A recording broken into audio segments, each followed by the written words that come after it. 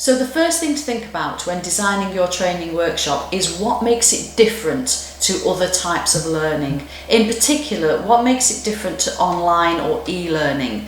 Because you're kind of asking a lot of people to come away from the workplace, to give up time, maybe go to a different location to attend a workshop. And we're under lots of pressure at the moment to reduce the number of workshops that we offer.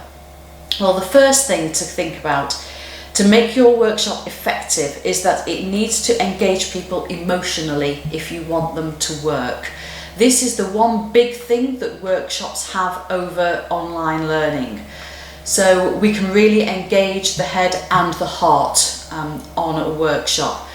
We remember a lot more things that we do rather than just what we see or hear. So by actively involving people in a workshop, they're far more likely to remember the experience, and if it's designed well and delivered well, far more likely to make that learning accessible, make it relevant to them, and make them want to apply it, which is after all what it is that we want to achieve by sending somebody on a training course.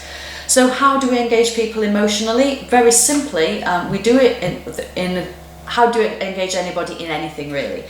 You get their attention, so you pique their curiosity, and the best way you can do that for training is the promise of it solving them a problem.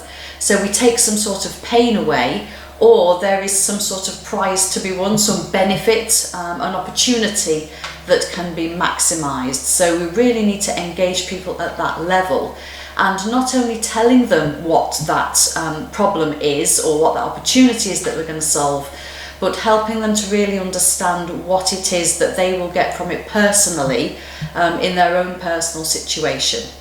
One thing I'm not going to be talking about in this short video is the importance of pre-coursework, but that is one of the ways that we can really start people to think about, well, what are the benefits? If I choose to attend this course, what should I get out of it? And to start that thought process and to start having those conversations with their managers and with their peers to really get them in the right frame of mind to attend that workshop.